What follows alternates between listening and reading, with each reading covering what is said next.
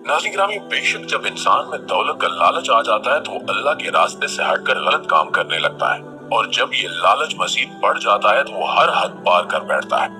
ऐसा ही कुछ दानियाल हुसैन नामी एक लड़के के साथ हुआ, जिसने शैतान के साथ मुआहदा किया कि शैतान उसको लॉटरी जितवाएगा और ये लड़का उसके बदले में लड़कियों को कत्ल करेगा। ये सारा माजरा क्या है और उस लड़के ने किस तरह शैतान के साथ मुआहदा करके दो बहनों को कत्ल किया, ये सब कुछ और बहुत कुछ हम आज की इस वीडियो में आपको बताने वाले हैं, लिहाजा आखिर तक ये वीडियो जरूर देखिएगा। प्यारे साथियों, ये कहानी इंग्लैंड के कैपिटल लंदन से ताल्लुक रखती है, जहाँ एक छोटे से घर में दो बहनें रहती थीं, जिनका नाम निकोल शमाली और बल्बा हनरी था। ये दोनों सौतेली बहनें थीं, लेकिन इनमें बहुत पक्की दोस्ती थी और ये जहाँ भी जाती इकट्ठे ही जाती। ये 6 जून 2020 का एक दिन था जब इनमें से एक बहन की सालगिरह थी, जिसको मनाने के लिए इन्होंने एक पार्क रुख किया, जहाँ कुछ दोस्तों को भी इनवाइट किया गया था। सालगिरह मनाने के बाद इनके सारे दोस्त आहिस्ता आहिस्ता अपने घरों को लौट गए, लेकिन ये दो बहनें रात गए तक उसी पार्क में हल्ला गुल्ला करती रहीं। उस रात ये दोनों बहनें उसी पार्क से लापता हो गईं, जिनके फोन नंबर्स भी बंद जा रहे थे। परेशानी की हालत में इनकी माँ ने पुलिस स्टेशन में दरखास्त जमा करा दी। अगले दिन पार्क की छानबीन के दौरान इन लड़कियों का एक पर्स बरामद हुआ और उस पर्स के साथ ही एक चाकू भी पड़ा था, जिस पर इन दोनों बहनों का खून लगा था।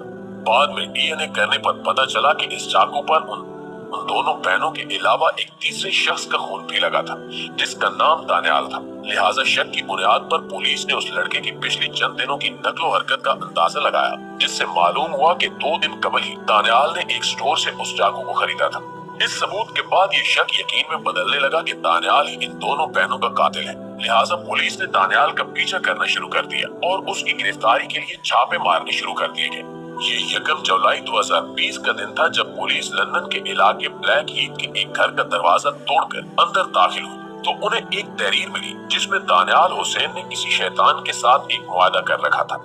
बचकाना अंदाज में लिखी गई तहरीर में दानियाल हुसैन ने ये अहद किया कि वो जब तक आजाद है और जिस्मानी तौर पर इस काबिल है तो वो 6 माह में 6 औरतों की कुर्बानी देगा।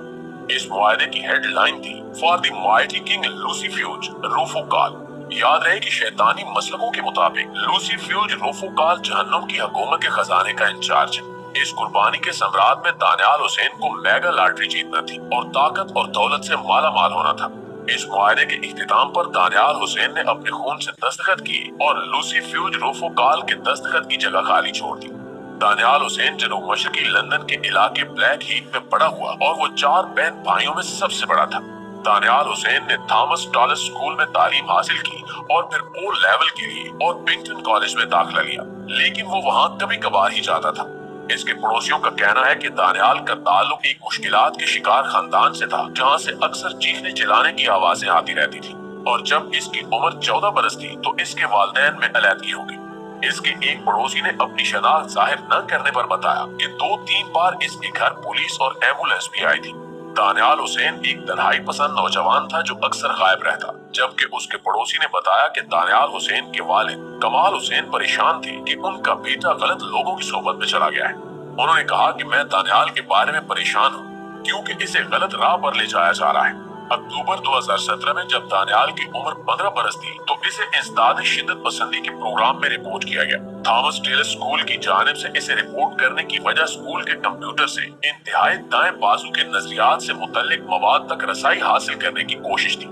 दानियाल हुसैन को ऐसा शख्स तस्वर किया गया जिसके रुझानात खतरनाक हैं, और वो एक ऐसे पैनल के सामने भी पेश हुआ जहाँ ऐसे लोगों के ज़हनी रुझानात को परखा जाता है जो दहशतगर्दी की सिमत जा रहे हो। दानियाल हुसैन को मई 2018 में इस प्रोग्राम से खारिज कर दिया गया, लेकिन ऐसा महसूस होता था कि शिद्दत पसंदी के नजरियात इस पे मौजूद रहे। पुलिस ने दानियाल की गिरफ्तारी के बाद जब इसके टैबलेट और कंप्यूटर का जायजा लिया तो इन्हें मालूम हुआ कि वो कुछ ऐसी वेबसाइट्स पर भी जाता था जहां शैतानी नजरियात पर बात होती थी, जबकि इसने जादुई दवा बनाने के बारे में भी तहकीक की थी। और इसके अलावा पुलिस को ये भी मालूम हुआ कि वो इंतहाई दाएं बाजू के नजरियात के बारे में रिसर्च कर रहा था। वो खुद को बज़ाहिर आर्याई नस्ल से समझता था, जिसका मतलब ये है कि दानियाल का नजरियाती सफर इतना अनोखा नहीं जितना ये लगता है। इन दोनों नजरियात में औरतों से नफरत एक मुश्तरका धारा है, जिससे बहुत ही जहरीले नजरियात जन्म लेते हैं। पुलिस को दानियाल के बेडरूम में एक हाथ से लिखा खत भी मिला, जिसमें खून निकालकर स्कूल में एक लड़की को अपनी मोहब्बत में मुब्तला करने की तजवीज दी गई है।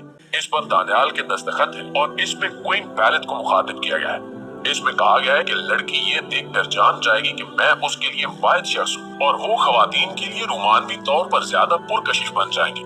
اس کے بدلے میں انہوں نے وعدہ کیا کہ وہ ان کے نام پر لوبان چلائیں گے، میٹھے مشروب، چاکلیٹ اور کچھ خون کی پیشکش کریں گے۔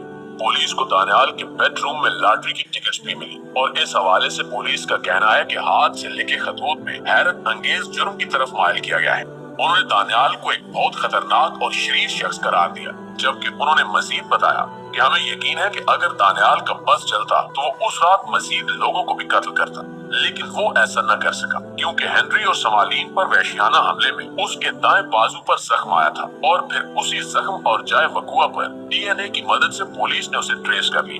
تو اس کہانی سے تعلق رکھنے والے کچھ لوگوں کا یہ بھی کہنا ہے کہ باقاعدہ طور پر شیطان اس لڑکے سے ملاقات کرتا تھا اور اسے مختلف ترغیبیں دیتا تھا، لیکن یہاں سوال یہ پیدا ہوتا ہے کہ کیا شیطان انسانی شکل میں آ سکتا ہے؟